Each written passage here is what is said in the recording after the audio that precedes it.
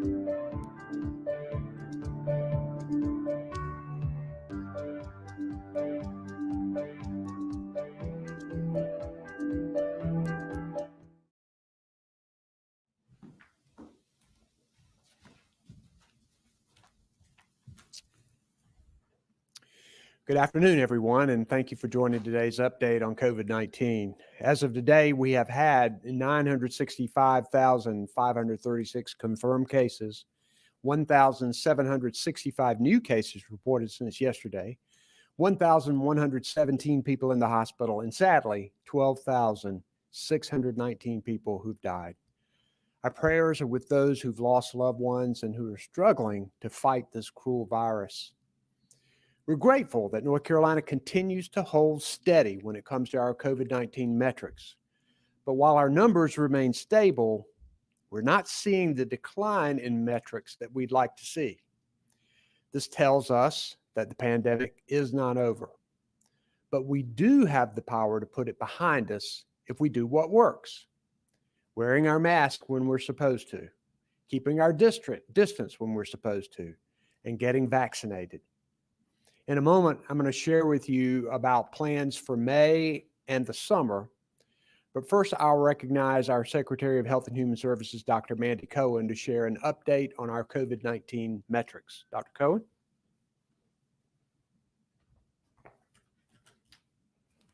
Thank you, Governor. It's charts and graphs time. And as a reminder, we look at a combination of trend metrics: COVID-like syndromic cases, new cases, positive tests as a percentage of total tests, and hospitalizations. Let's dive in. This first graph looks at people who come to the emergency department with COVID-like symptoms over the past year. And you can see when looking at that yellow line, it has stayed level the past few weeks and remains very close to baseline. This is very good news. Next, we look at new cases. This first graph shows you the trajectory of those new cases each day since we had our first case last year. You can see that cases have come down dramatically since our January peak and have largely leveled off. If we narrow in on the trajectory of cases from early March through today, you can now see a clear picture of where we are. Our cases have been mostly level, averaging about 1,500 to 2,000 new cases daily. Overall, the cases are still elevated, but they've ticked down slightly over the past week. As a reminder, the faster people get vaccinated, the faster this line will go further down.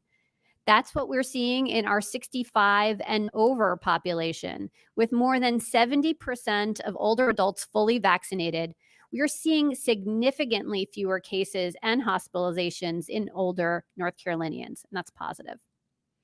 We also look at the percent of tests that are positive since March.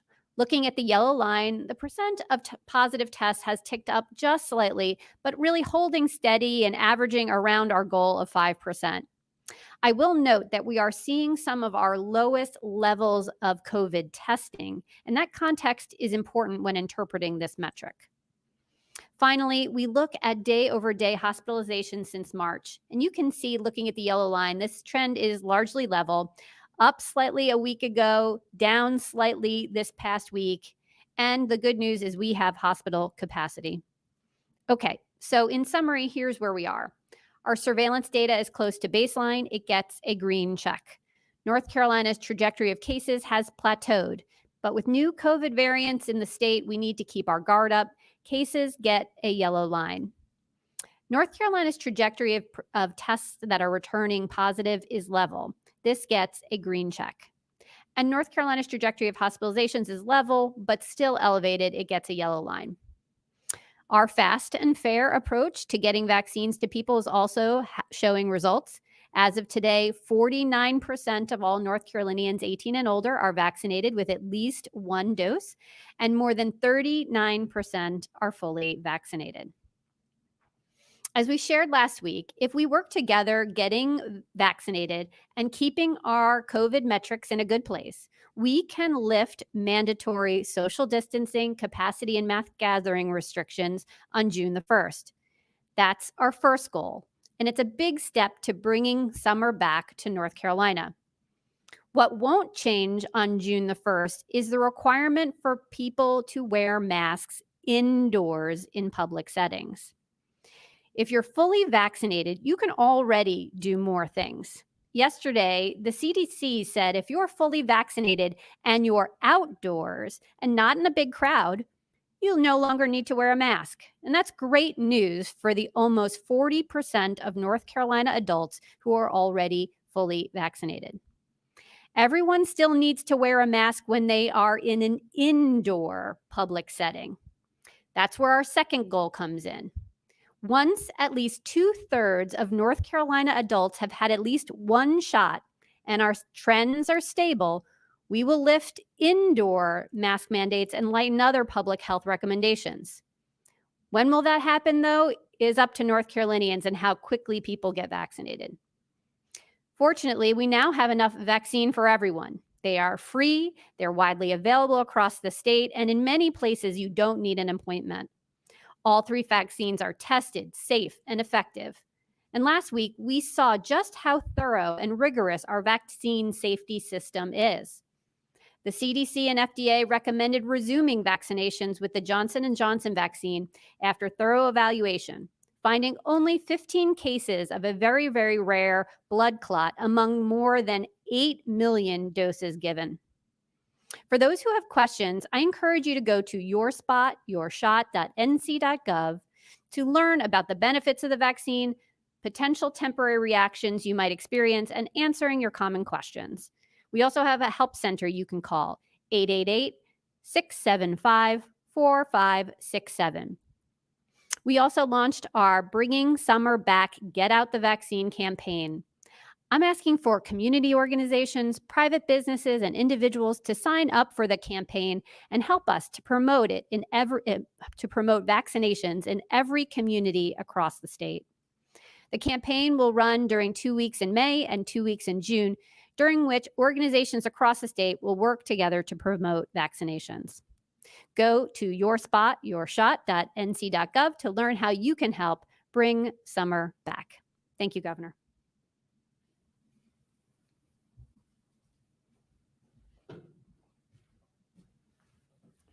Thank you, Dr. Cohen. As you can see, while our numbers are mostly stable, we have more work to do to beat back this pandemic. Last week, I outlined some of the state's priorities in our COVID-19 response for this summer. And as I said, we anticipate lifting mandatory capacity, mass gathering, and social distancing restrictions by June 1st. As Dr. Cohen said, we hope to go even further when we get at least 2/3 of adults vaccinated with at least one dose. Once we get there, and if our trends are stable, we plan to lift the mask mandate completely. Let's work hard in May and get as many people vaccinated as we can before summer gets here. So now for this executive order. Today, I'm announcing that North Carolina will cautiously ease some restrictions starting Friday, April the 30th. Masks will no longer be required outdoors, and mass gathering limits will increase to 100 people indoors and 200 outdoors.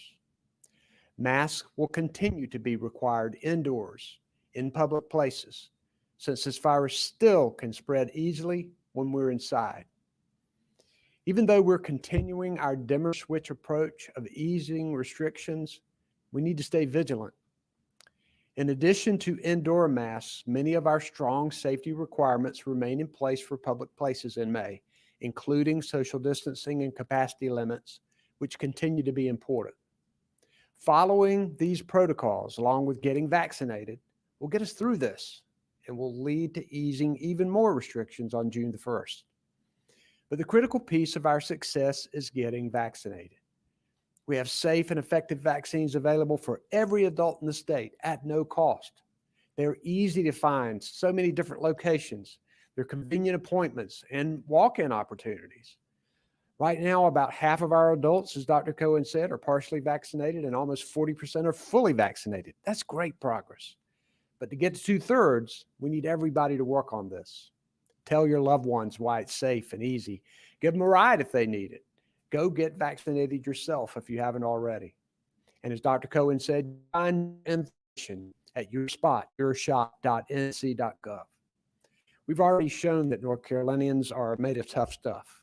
Together, we're going to get through this.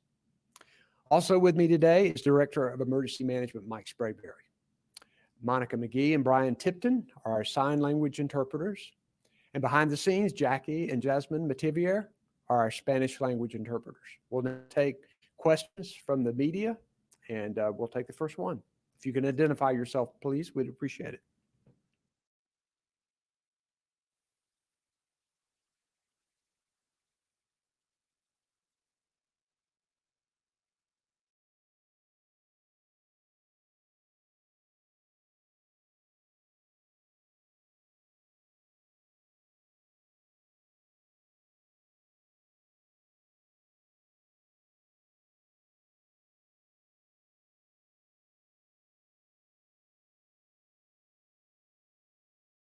Question, because we know it's critical.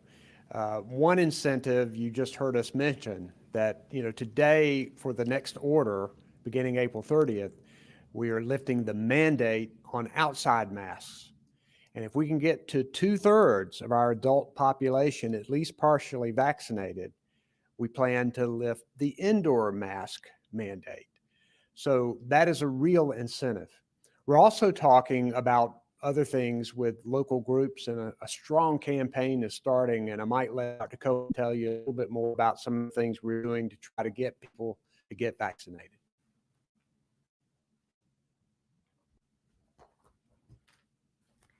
Thanks for that question, Caroline. And I hope first and foremost that folks go and get vaccinated, because we know these vaccines protect you, your family, and your community from getting COVID. And unfortunately, we have seen that COVID can be deadly here in our state and around the world. And so we hope that in and of itself is an incentive. But we know we need to make this easy for folks. So one of the things we're focusing on is to make sure that we have access to vaccine in all places across North Carolina. So we're making sure we're having even more places where folks can go walk in and just get their vaccine. Hopefully, maybe they're at Walmart or at Harris Teeter or Publix. They're shopping already, and they can get their vaccine that same day. So we're trying to make things easy. But then we also want to make sure that folks are hearing from their friends, their family, from their trusted community members. That's why we launched the Bringing Summer Back campaign. We really encourage businesses and organizations to join us in this campaign. We're going to have 2 weeks in May and 2 weeks in June where we really focus on really talking to others about the importance of vaccinations. And I'd encourage you to call your doctor and your other healthcare professional from where you get your medical advice. Talk to them about the vaccine. Ask them questions that if you have any concerns, and hopefully just get a vaccine from them right in their office. We're really working with all of our primary care practices across the state and really appreciate all of the work our vaccine providers are doing to make things easy, to answer questions, and make sure folks know that we want them to get vaccinated as quickly as possible. Thanks.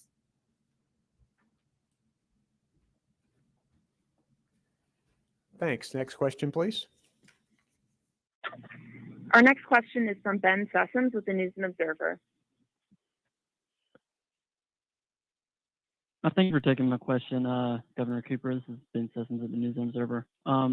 The number of new coronavirus cases dropped dramatically in February and March, and they've stayed steady since then. I know you've announced this executive order today, and then your plans for June 1st. But if metrics stay the same and vaccination rates stall, would you consider extending restrictions that'll be in place in May past June 1st? So we plan on lifting capacity limits and mass gathering limits on June the 1st. We believe that we will make enough progress during the month of May, and we want everybody to work hard in order to be able to do that. Obviously, we're going to continue to look at our trends, and we know that in other states, here at home and across the world, that variants have jumped on certain places and have driven a lot of people to the hospital, gotten a lot of people sick. So always keep an eye on that and make decisions following the science and the data. But our plan is on June 1st to lift those particular restrictions. And in addition, hopefully when we get to 2/3 of people vaccinated, we can lift the indoor mask mandate. Today, we're lifting the outdoor mask mandate. There's still some recommendations for people who are unvaccinated to, if they're around other people in a big crowd, that it's recommended that they wear a mask, but there is no mandate in the executive order outdoors. Next question. We have a follow-up, Ben Sessoms, News and Observer. Thank you for taking another question, Governor Cooper. So I want to ask about the situation in Elizabeth City. So you said previously that a special prosecutor is needed in this case. In your capacity as governor, are you able to make that happen? And in terms of the community response there and all the protests, what do you think needs to be done to build more trust between the community and the state investigation? And are you satisfied with the judge's decision today not to immediately release the video? And are you satisfied in general with how officials have handled everything in Elizabeth City? Well, first, the law right now is clear that the district attorney has the authority to decide whether he wants to keep the case or give it to a special prosecutor. Our task force on racial equity in the criminal justice system recommended the special prosecutor be appointed. And I believe that that's good just in general for that to happen. But under the law right now, the district attorney has that authority to make that decision. I believe in as much transparency as possible, and I believe that this video should be released as quickly as possible, and I have called for that.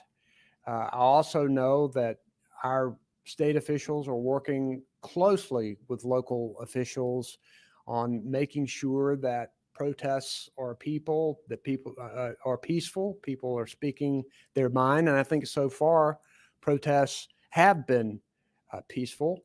I do know that changes need to be made to ensure fairness in our justice system and to stand up against racial injustice in North Carolina. And I'd urge everybody to look at our task force recommendations that have been made as we move forward in this. Next question, please.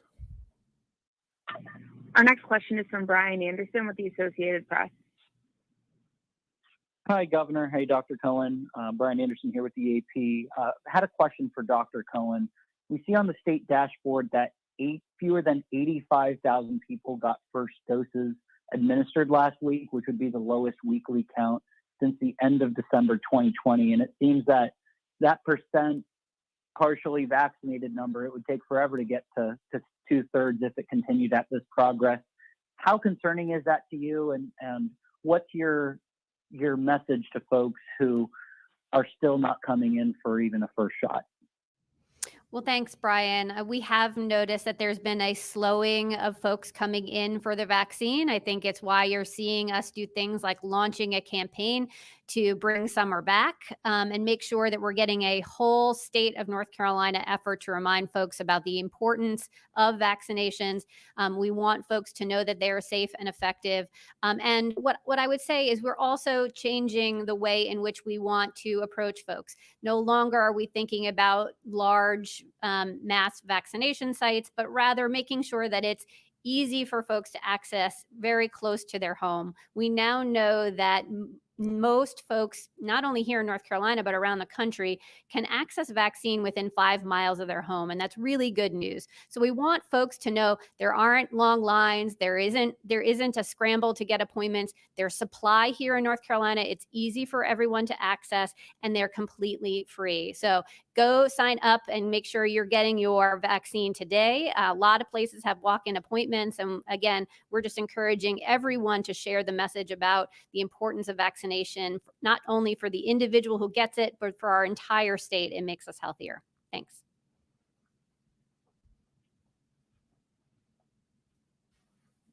Next question. Follow-up, Brian Anderson, Associated Press. Hi, I had one for each of you, just pure politics. Governor, are you planning to endorse any Democratic Senate candidate before the primary election? And Dr. Cohen, are you actively considering running, or are you completely ruling it out?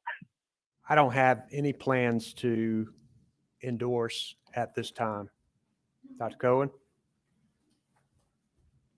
Hi, Brian. I have no plans to run for the United States Senate, and I love my job here working for the governor and for the people of North Carolina. Thank you. Well, that's a relief. Next question, please. Our next question is from Ashley Talley with WRAL. Hi, thanks for taking my question. I wanted to follow up quickly on your comments about that the video should be released as soon as possible. Obviously, the judge today said he will not release it to the media or the public, but that he will disclose it to the family within 10 days, waiting until the FBI and FBI investigations are done over a month from now. We've seen how other states have handled this and how sometimes more reaction can come without the video. Do you have any other comments or suggestions about that decision today? I really don't, because I haven't seen the decision. We've been working on this order. I will say that I have continued to support a change in the law that would presume that these kinds of videos are public record, and that a court would have to come in and find reasons not to have them released to the public. The law is the other way now. They can only be released unless a judge says that they can be released. And I'll just continue to say I believe that for trust in the system and confidence that these videos should be released as quickly as possible. I don't want to do any second guessing of decisions made today, because I don't know what was argued in court, and I don't know what the situation is. Next question, please. Follow-up, Ashley Talley, WRAL. Completely understand that. Thank you for the answer. On another note, there have been some questions asked to you about how people can demonstrate that they're vaccinated in North Carolina, and some Republicans came out this week, I think, and asked you to reject vaccine passports. What is your opinion or stance on that sort of demonstration of vaccination? I believe that any person who gets vaccinated should be able to get a verification of that vaccination if they ask us for it. And so the Department of Health and Human Services is working to make sure they can. Right now they can, in most instances, be able to go using their email address and get a copy of their vaccination record. The Department of Health and Human Services is working to make that easy. Some businesses may want to require that sometime in what they're doing. So we believe that the state should be ready to give that information to a person who's been vaccinated, and the department plans to do that. Next question, please. Our next question is from Dewan Hogard with ABC 11. Good afternoon, Governor Cooper and Dr. Cohen. Dewan Hogard, ABC 11. Just a quick question about this 2/3 goal you're looking at trying to reach. Where exactly does that 2/3 come from? Is there any concern with what case numbers will look like following the Memorial Day holiday? Dr. Cohen, I'll let you address that. Hi, Dewan. So we chose the 2/3 goal in consultation with our public health experts and really believe that with 2/3 at least partially vaccinated, we know a couple things. First, most folks who've gotten their first vaccine are on their way to getting their second. 90% or more of folks who come for their first shot get their second. So that's how we landed on partially vaccinated. And what we believe is at that level that we'll have enough protection in our community to hold this virus at bay to allow us to live with it. We know that that is not a herd immunity level that folks may have heard about, but we believe that that is enough protection in our community that we can live with this virus, that we believe that we can lift things like the indoor mask mandate and put this pandemic in our rearview mirror. Thank you.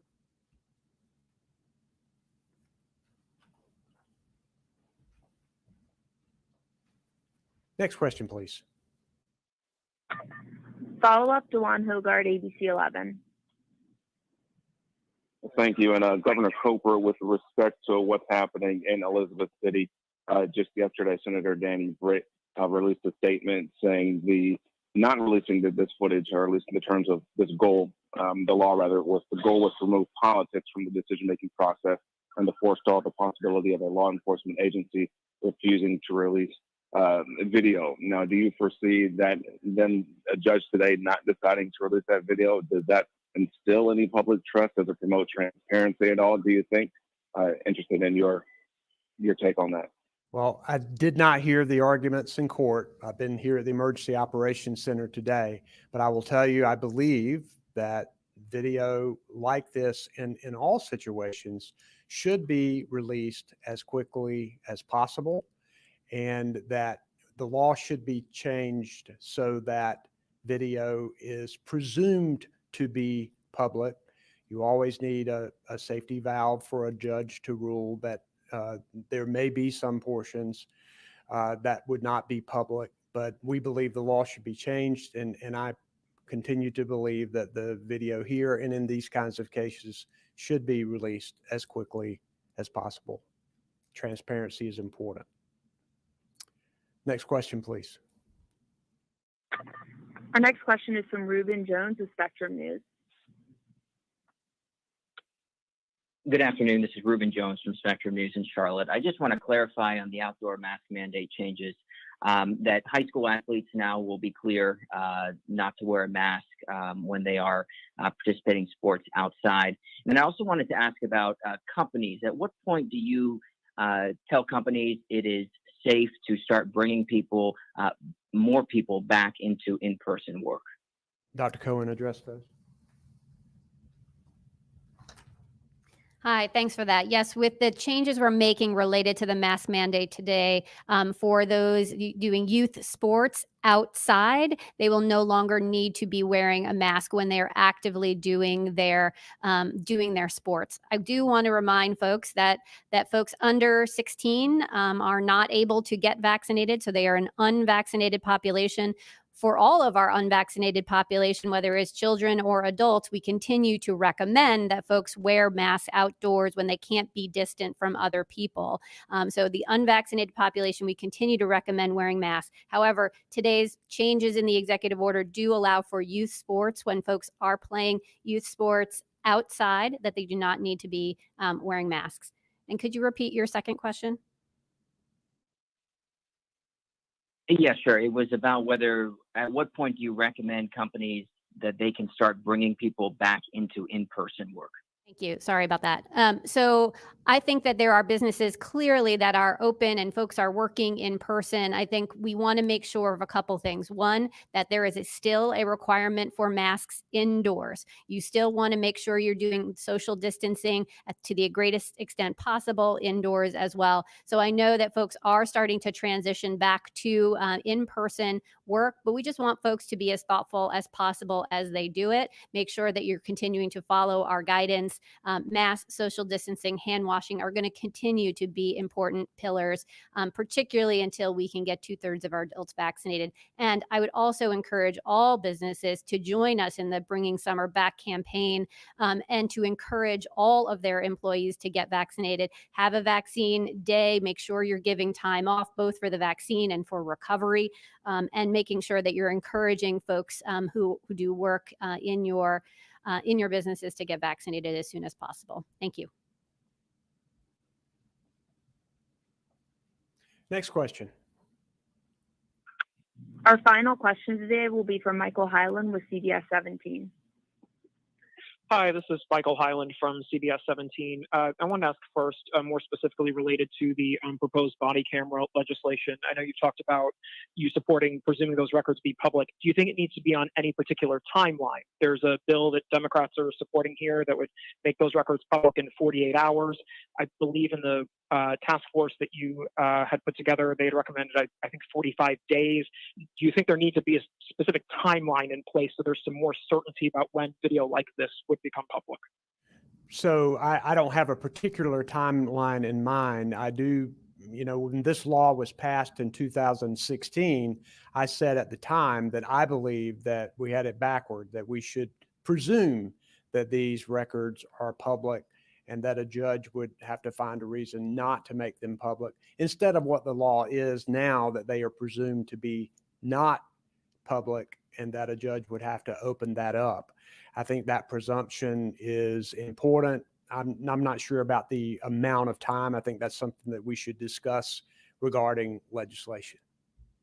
And I think you got to follow up, Michael. Yes, if you're still able to hear me, this is related to the COVID-19 restrictions. Just so we all have some clarity about what's coming on June 1st, to what extent is totally lifting the restrictions tied to the 2/3 people getting vaccinated, or do you anticipate that will be able to happen regardless of where we are at that point in terms of vaccinations? So we are planning to lift capacity, mass gathering, and social distancing restrictions under the order on June the 1st. That is the plan. It would be great if we had 2/3 vaccinated by then, but we probably won't. But we will still, on June 1st, we plan to continue the indoor mask mandate. And when we get to 2/3, what we're hoping is that we can lift the indoor mask mandate when we get to 2/3 vaccinated. That's our goal.